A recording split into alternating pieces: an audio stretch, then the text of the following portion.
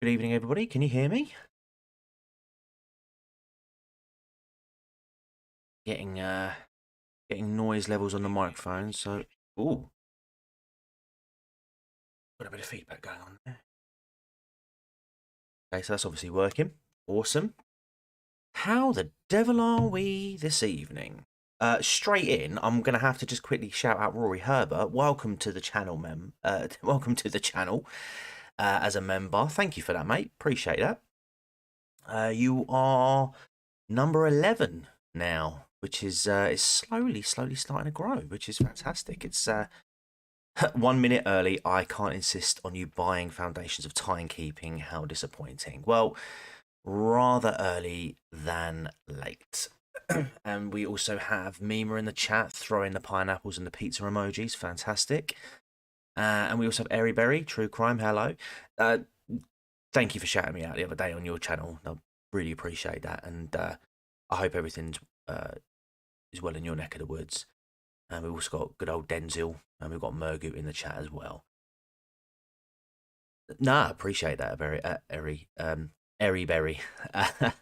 I am unusually nervous this evening. This is the first reading that I've done on the channel live, because I have got a couple of them.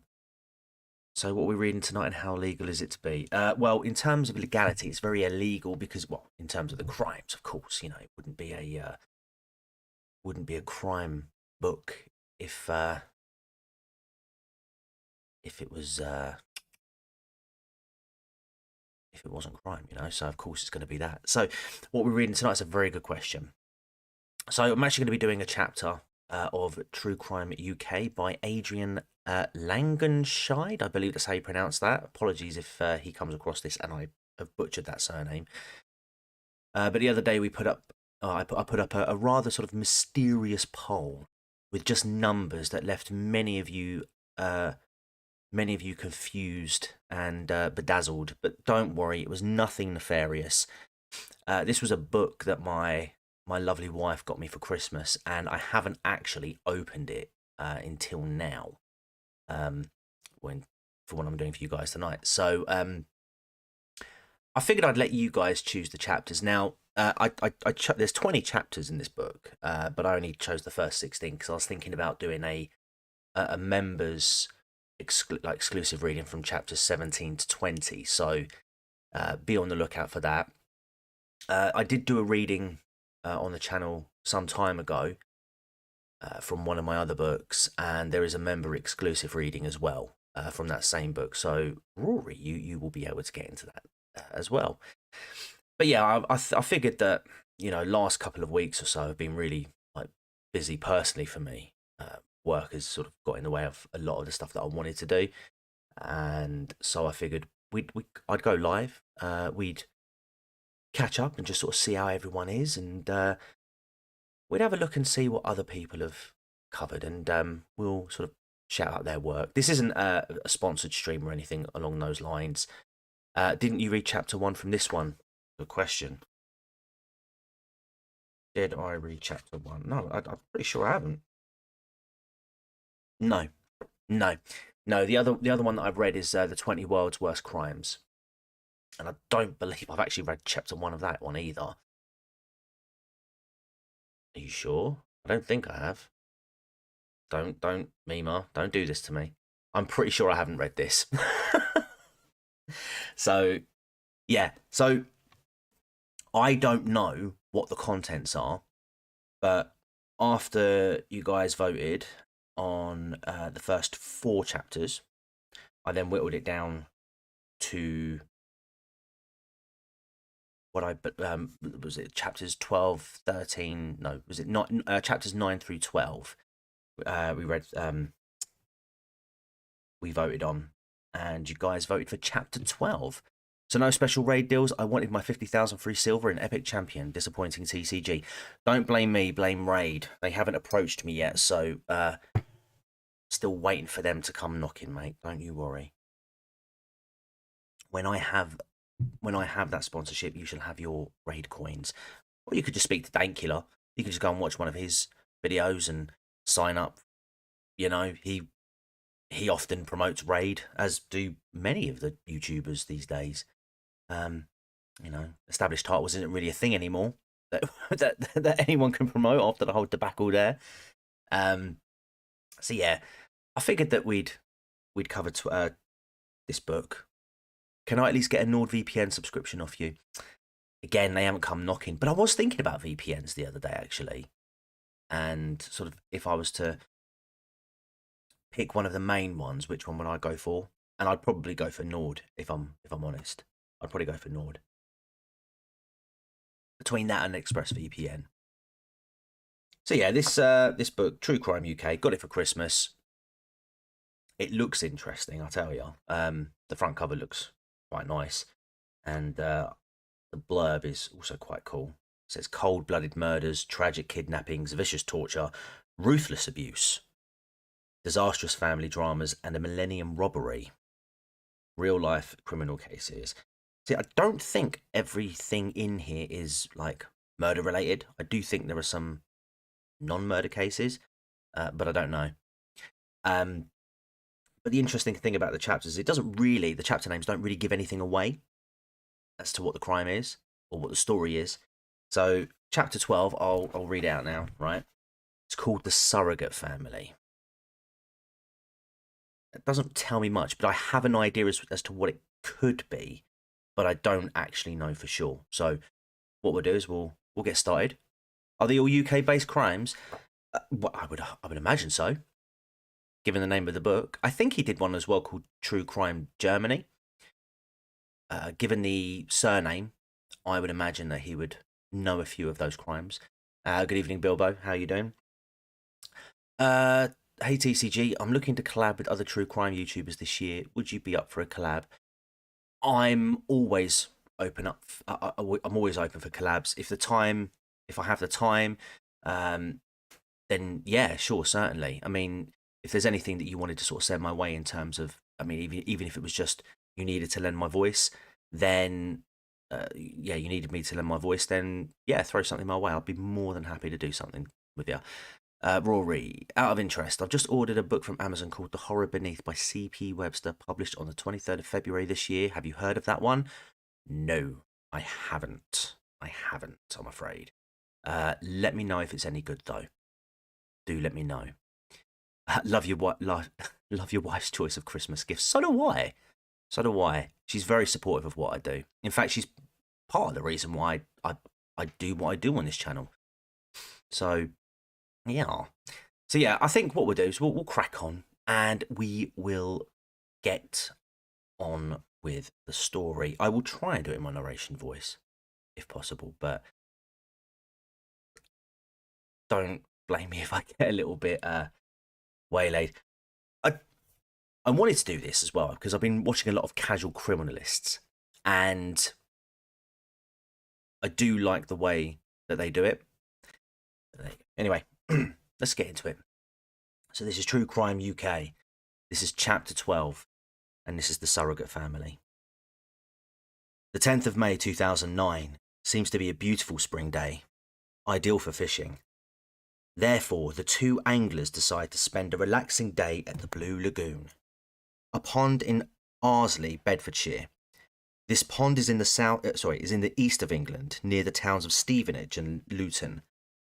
Since the quarry was closed in the early 1930s and the pits filled with water, the water area, idyllically situated between extensive meadows and fields, has been a popular destination for excursions and a good fishing ground. But there is nothing idyllic about what the two fishing friends will find on this day. Okay, already, I don't know what this story's about. It's not the one I was thinking. When they arrive at the bank, they discover an overturned wheelbarrow in the shallow water. Next to it is a big pile of plastic. At first, the men are simply annoyed at the discarded waste. They decide to pull the wheelbarrow and the pile of plastic ashore. This is from 2009, Gently Benevolent. But the closer they get, the more the two anglers get the feeling that something is not quite right. The feeling suddenly turns into pure panic when they finally realise what is floating in the water. A human torso. The Hertfordshire police, the Hertfordshire police, who were alerted immediately, retrieved the large carrier bag from the shallow water. Oh, Jesus wept, here we go. A mutilated, headless torso emerges, showing signs of violence on both the front and the back. It is suspected that the wheelbarrow was used to transport the remains to the lake. Since the body is already bloated, and there is also wrinkled wash skin, oh my God, right. The police officers are sure that it must have been lying in the lake for several days. Most likely weighed down with something to keep the body underwater. The so-called wash skin is a phenomenon that is typical of floaters. Okay. Floaters has a dual meaning. Kevin and Perry Go Large is, if you haven't seen that film, go and check that and you'll understand what I mean. The puffy appearance is because in the complete absence of air, body fat is converted into fat wax, which then surrounds the body shaped like a shell. Please tell me you've got this stream age-related. Nope. Nope.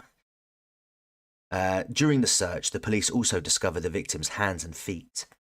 The deceased is identified as Michael Gilbert. The young man lived in Blackburn, Lancashire, but also had connections to Cambridge and King's Lynn in Norfolk. The head remains missing. The Hertfordshire police are searching for the murderer at full speed over the next few days, and even a mobile police station will be opened at the Blue Lagoon, and numerous search posters will be put up. The forensic examination reveals further shocking facts. Although the already advanced state of decomposition does not allow the exact cause of death to be determined, the decapitation involved cutting the soft tissue of the neck and aorta with a knife. Oh, it's a bit shady where I'm sitting. There is a stab wound to the chest, where an artery was cut, and several internal injuries were inflicted. There are also 2 other stab wounds. Furthermore, there are internal injuries in the stomach and intestines, and there are air rifle pellets under the skin and in the lower back. Oh my God, mate, what did they do to this guy? Only a short time later, the police initially announced that 5 people have been arrested. A few days later, 2 more have been arrested. Michael Gilbert was born in 1982 as the third of 5 children. Unfortunately, his family was anything but a shelter of security, and so, the cheerful boy with the chubby face and the big glasses grows up partly in children's homes. Most of his siblings have a similar situation. In 1993, his sister accuses Michael, who was just 11 years old at the time, of having sexually molested her. Oh, my word. This incident is probably the one that will influence the character for a long time. From this point on, the boy is stigmatized. At school, he is the victim of bullying, especially after a breast is removed at the age of 13. What? When Michael is once again in a home in 1998, he meets young James Watt there, whom he joins. He has criminal potential, and both commit several crimes together. In the year 2000, both are well known to the police and are convicted several times. Michael already had obvious psychological problems at that time. Oh my God, this reminds me of the case that I worked on with the crime reel, the railway killers. You know, they were 2 young at the time, 2 young boys who were at school together, and I mean they both had really sick fascinations, and they would go on to live out those fantasies, and I believe they claimed the lives of 3 young women in the process. It was a huge manhunt at the time, featured on Crime Watch over here in the UK, which is like it would be like the equivalent to like America's Most Wanted. That was a really, really tragic case, that one. His younger brother, Chrissy, will later suspect that Michael was such an easy victim for James Watt at the age of 15, because the long time in the house of his own family would have alienated him completely. The teenager grows up to be a very vulnerable and naive young man, whom others can exploit with playful ease. The only constant in his life is the contact to James Watt, fatally. After his time in the home, Gilbert maintains contact with James Watt until his death in 2006. Until his death. In 2006, Michael will even call himself a part of the family. The multi-headed Watt family is notorious throughout Luton. Based on relevant experience, they are either called Luton's most notorious antisocial neighbours or a caricature of the neighbours from hell. Most of the family members have no occupation and are known for their violence and criminal acts.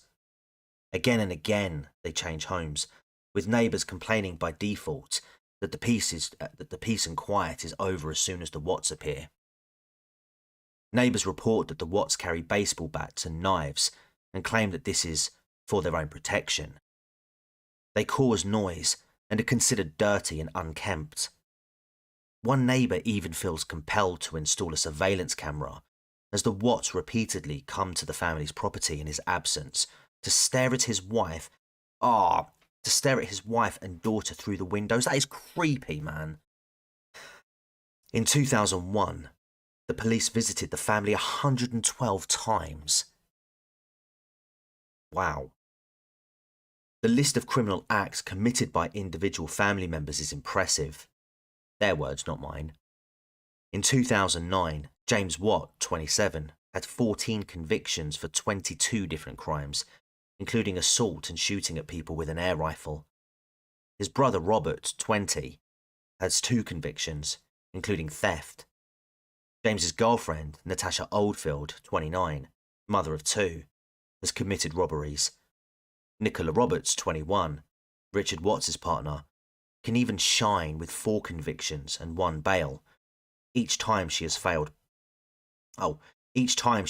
petrol up without paying. How many episodes of Jeremy Kyle do we think the Watts turned up on? Probably several. Only the matriarch of this clan, Jennifer Smith Dennis, 58, has a clean slate legally until 2009. Sounds like foreshadowing right there. It is this family of all people that Michael Gilbert chooses as a surrogate family. The following 10 years must have been like hell on earth, because he is kept like a slave by the Watts and forced to work for them. Several times the deeds are even recorded on video. Okay. There is evidence of Michael being cut with a knife and beaten with a baseball bat.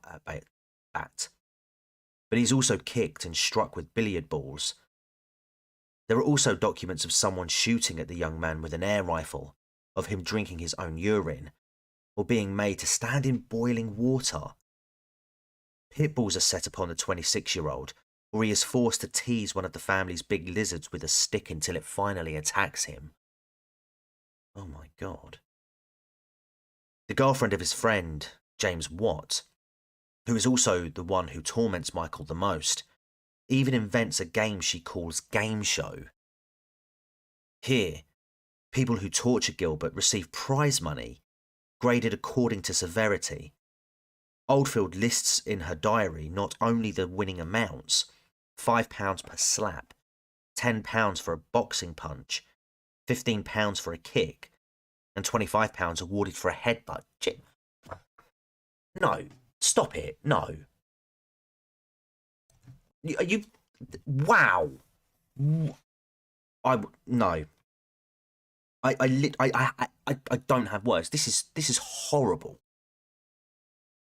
Apparently, the family saw the young man's treatment as a form of entertainment. Do you know what? This sounds like this sounds like this would be one of my what I call unimaginable ordeal videos. I recently did a collaboration. Oh my gosh! I put a pile of videos together, 3 of them, and these are ones that I do where I think that the story is just unimaginable. Like the ordeal that these all women in these stories have gone through. But compilation. Thank you. I told you I'm nervous. Yeah, and I think Michael is probably a story that I could cover separately, and he could easily fall into one of my unimaginable ordeal videos. This is just, oh my gosh, this is awful. Yeah, apparently the family saw the young man's treatment as a form of entertainment. That's just sick. But Gilbert is not only for entertainment, he is also a kind of cash cow, as he often has to hand over his welfare payments to them. So it's no wonder that they do their utmost to find him when he leaves. The Watts are amazingly clever at this. James Watt contacts the Department for Work and Pensions, and knowing Gilbert's national insurance number, pretends to be him. This way they can find out where Gilbert was last received and signed his payments. You'd think they'd have some more due diligence, but it was 2009, I guess, or before that. There they go and bring him back to Luton, sometimes even by force. However, Gilbert sometimes comes back to them of his own free will. This reminds me of that. Yeah, that can happen. The Suzanne Capper story that I did. At one point, she does go to her mother's, but the mother turns her away, and rather than go anywhere else, or just any alternative, she ends up going back to the home of her abusers, which is really, really sad. A fact that is difficult to understand, especially since Gilbert's sister is Watts' girlfriend for a while before Oldfield, and even lives with him. She even watches her brother being attacked and abused. Furthermore, the local police also know that Gilbert could be in trouble.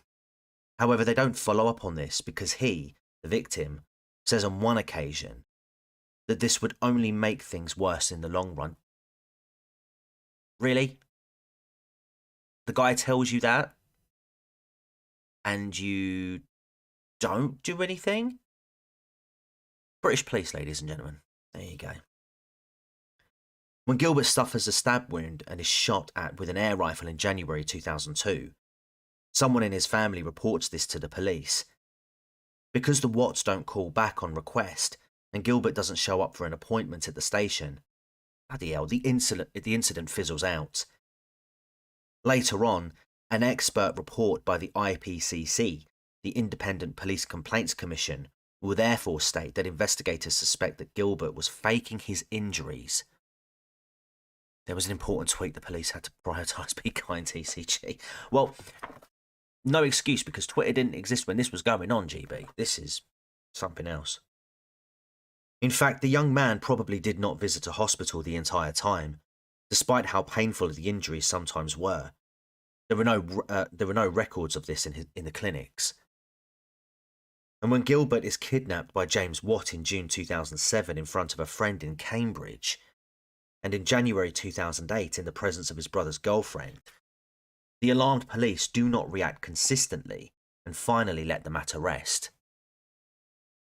Wow. At the end of 2008, the Watts think up a new torture method for Gilbert.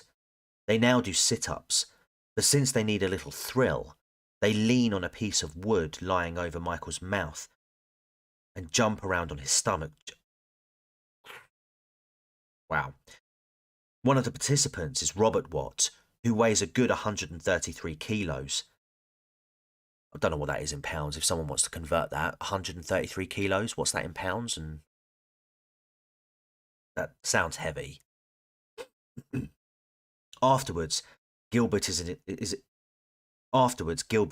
extreme pain, loses control of his bowels, and is hardly able to walk. Nevertheless, nobody takes him to hospital. A dry, concise entry in Oldfield's diary of game show ideas and rules can be found in the night of January 21st to 22nd, 2009. Gilbert ends up dead. Oh, there we go. 2.2 to a kilo. Yeah, so, oh my God, nearly 300 pounds. Wow. That's like The Rock when he was wrestling, or maybe even closer to like a Brock Lesnar. Jesus. There we go. So 21st to 22nd of January 2009, Oldfield writes in the game show notes that he's dead. So Perhaps it is now dawning on the Watt family that it will end unhappily if they are associated with his death. That's probably why they decide to dump him secretly in Blue Lagoon. And so that no one can determine his identity, the body is chopped up into pieces and the parts are disposed of in separate bags. They wrap up the torso in several layers of garbage bags and kitchen foil and then put it into a large DIY bag. They then place the remains of Michael Gilbert in the trunk of Robert Watts' car to take them to the lake in Ardsley.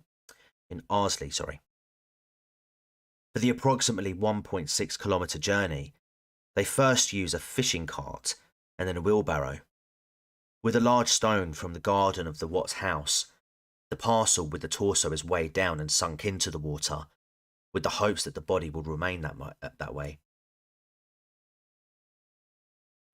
When it is known that the corpse found in the lake is Michael Gilbert, the police can quickly make the connection to the Watts family based on the data they already have, and finally become active. You'd think they would have acted sooner. In the short term, a total of 7 members of the clan are arrested and questioned. As Richard Watts agrees to support the police in their investigation, the head of Michael Gilbert is finally found on February 4, 2010. 4 weeks later, the trial against the Neighbours from Hell begins at Luton Crown Court for the murder of Gilbert. At the trial, which will be presided over by Judge John Bevan, further details of Gilbert's abuse will be discussed. Witness Philip Budd, who is a regular guest at the Watts, he writes this very, very present tense. Reports that the young man who had to wear a collet, C-O-L-L-E-T, collet, on his what's-its, so that he could be led around on a leash like a dog. Oh, no thank you. Furthermore, since 2008, he had been dressed only in boxer shorts to make sure that he would not run away again.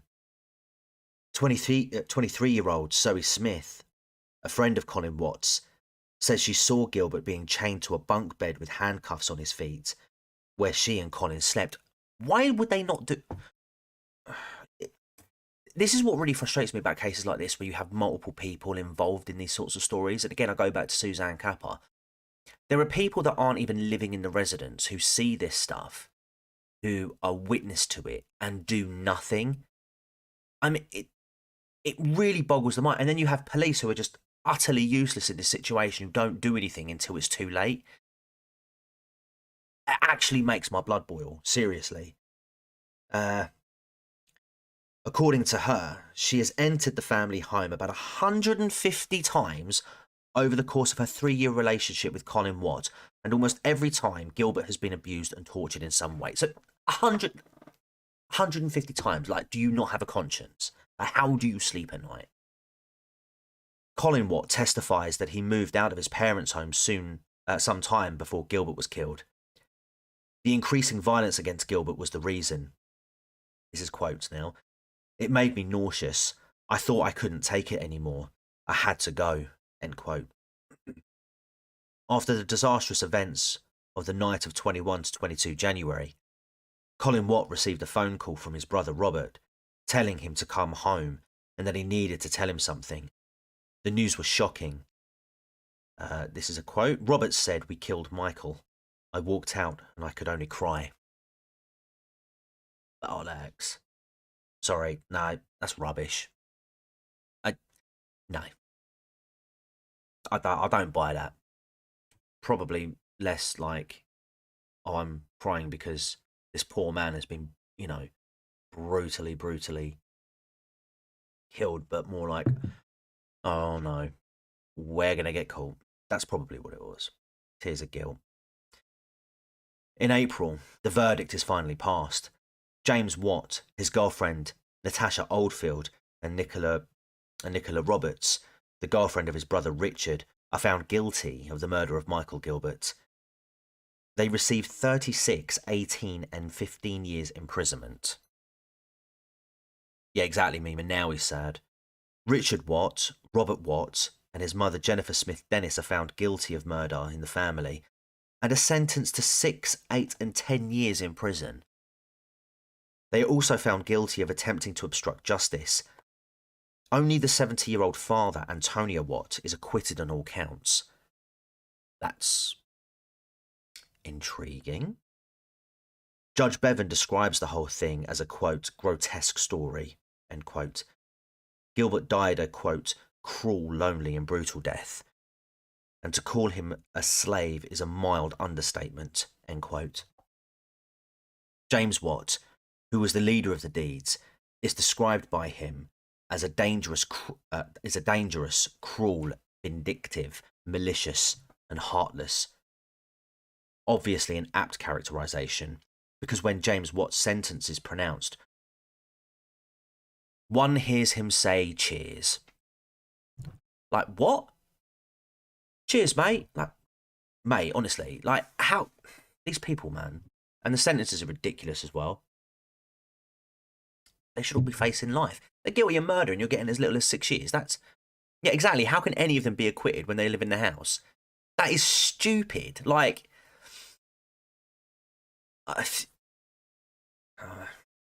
yeah. I mean, he must have known. He must have known. There is no way he couldn't have known. And like to say that, oh, you know, if he had nothing to do with it, if he took no part in the violence or in any of that, like surely he would still face the sort of same consequences as the others, just by virtue of being there. That is a thing. That is a thing. Like if you let's say if you're with a group of friends, one of them has a gun and you all plan to go and murder someone, right? You might not have your hand on the trigger when you fire that shot, right? But if the intention was the same as everyone else there, doesn't matter if you pulled that trigger or not. An accessory, exactly, yeah. How did he get acquitted from it? Yeah, the judge also informs the members of the jury that they are relieved from further jury duty for life. For life? Wow.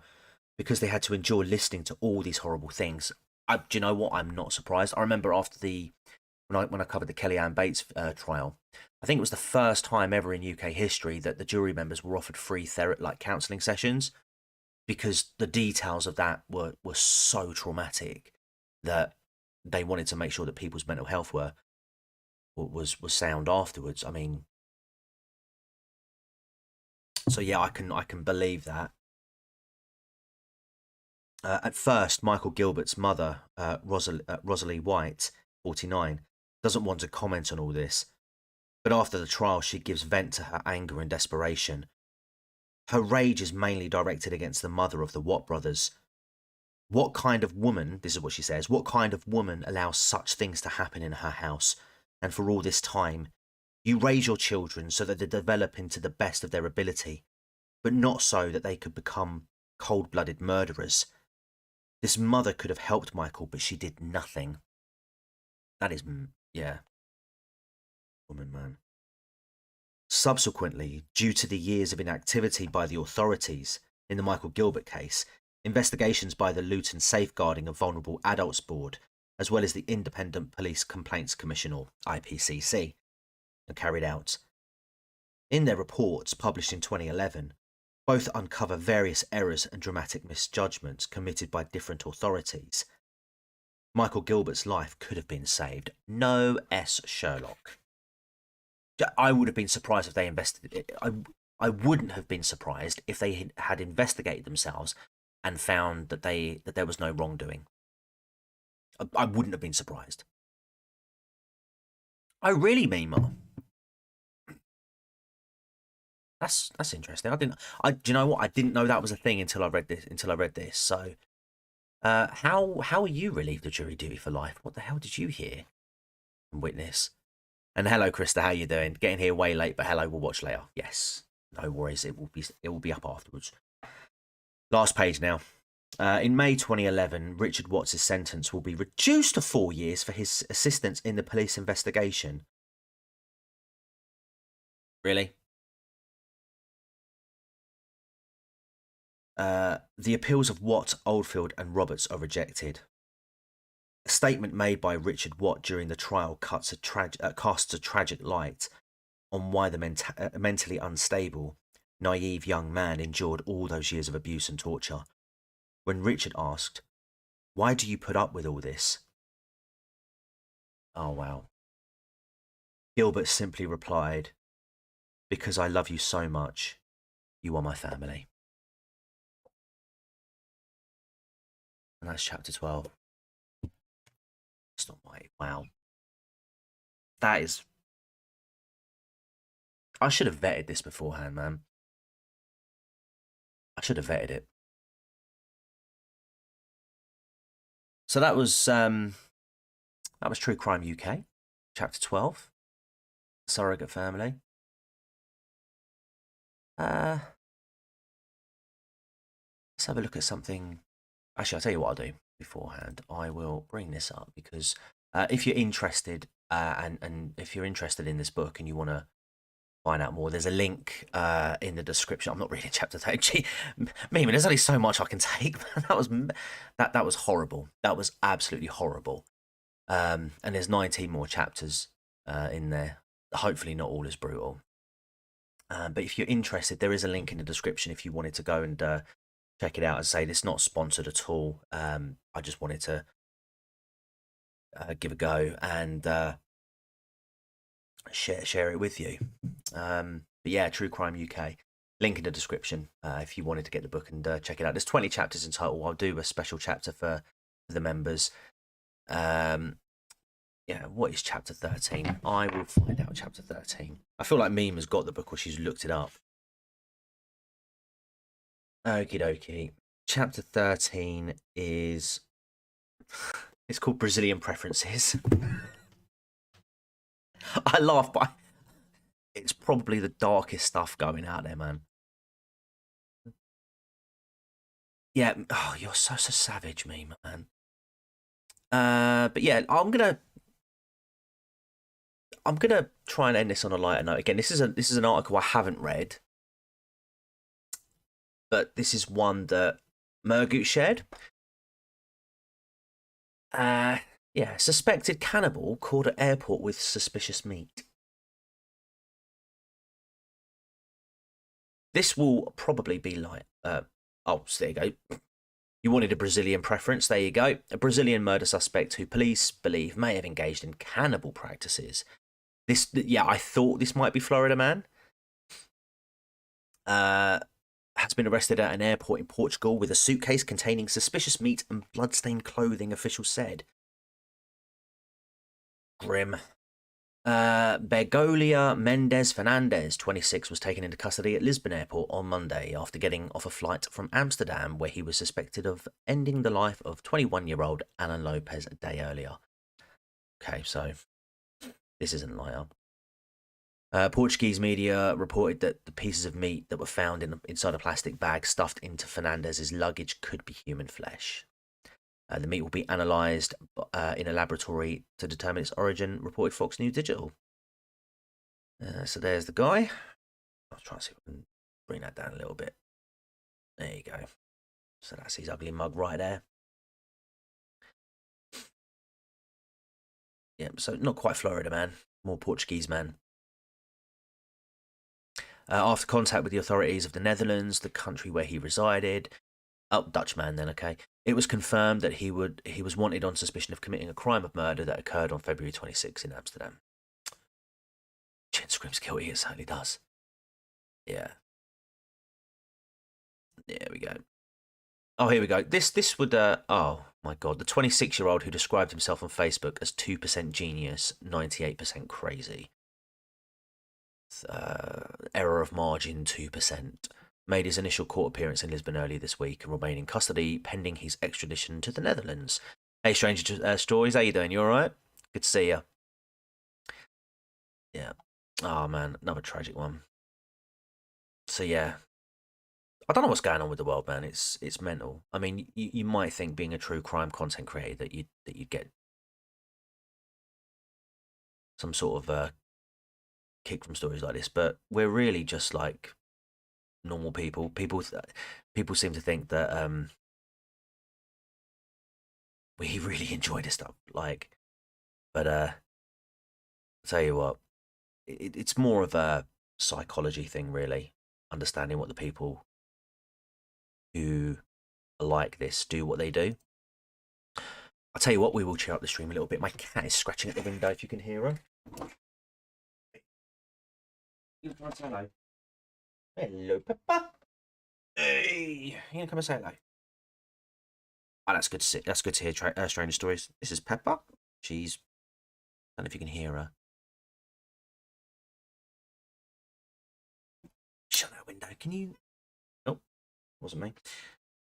You gonna meow? No, she's not interested. She's not Gatsby. She's not as loud as Gatsby. So,